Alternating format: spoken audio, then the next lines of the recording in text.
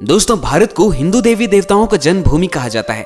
भारत के अलग अलग जगहों से किसी न किसी देवी या देवता के जन्म की कहानी जुड़ी हुई है। दोस्तों, लेकिन क्या आपने कभी सोचा है कि हिंदू धर्म के सभी देवी देवताओं का जन्म आखिर भारत में ही क्यों हुआ? दोस्तों, हिंदू देवी देवताओं के सभी जन्म को समझने के लिए सबसे पहले आपको भारत के प्राचीन इतिहास को समझना होगा।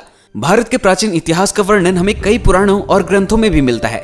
दोस्तों, आज आप जिस भारत को देख रहे हो, यह भारत पहला ऐसा बिल्कुल भी नहीं था और न ही इतना छोटा था। हजारों साल पहले भारत बड़ा था और उस भाग को जम्बू द्वीप के नाम से जाना जाता था। जम्बू द्वीप के फैलाव क्षेत्र को मेरू वर्ष या इलावर्त के नाम से भी जाना जाता था।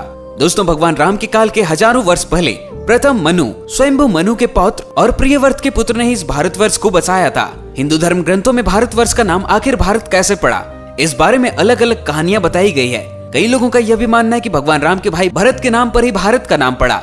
वहीं स्कंद पुराण के अनुसार कहा जाता है कि भारत नाम ऋषभ देव के पुत्र भरत के नाम पर पड़ा। पहले भारत का भौगोलिक क्षेत्र बहुत ही ज्यादा था, जिस कारण इसे अखंड भारत भी कहा जाता था। दुनिया में आज भी ऐसे कई देश हैं जहां में हिंदू धर्म देखने को मिलता है और उन देशों में भी लोग सनातन रीति रिवाज के साथ पूजा भी करते हैं। दोस्तों, थाईलैंड में हमें सनातन संस्कृति का गहरा प्रभाव देखने को मिलता है, जहां आज भी सनातन संस्कृति के चिन्ह बड़े शान से अंकित हैं। थाईलैंड में आज भी हिंदू धर्म का पताका शान से लहरा रहा है।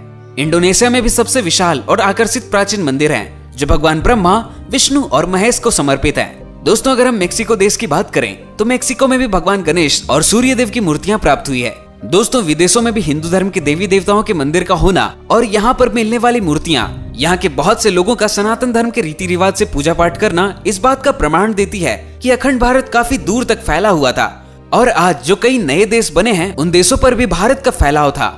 हिंदू धर्म विश्व के दूर दूर हिस्सों तक फैला हुआ था। दोस्तों, अब आप इससे अंदाजा लगा ही सकते हो कि अखंड भारत कितना ज्यादा बड़ा था। तो दोस्तों, इसी वजह से भारत में ही सभी देवी देवताओं का जन्म हुआ और दोस्तों, इससे यह भी पता चलता है कि हमारा सनातन धर्म विश्व में कितना ज्यादा फैला हुआ था। दोस्तों, मैं उम्मीद करता हूँ कि अब आपको पता चल ही गया होगा कि सभी देवी देवताओं का जन्म हमारे भारत में ही क्यों हुआ। दोस्तों, हमारे इस महान सनातन धर्म के लिए कमेंट्स में जय हो सनातन धर्म जरूर लिखें और इसी तरह के और भी वीडियोस के लिए हमारे चैनल को सब्सक्राइब जरूर करें। मिलता हूँ आपसे अगले वीडियो में, तब तक के लिए खुश रहें, स्वस्थ रहें और देखते रहें हमारे साथ फैक्टोग्राम।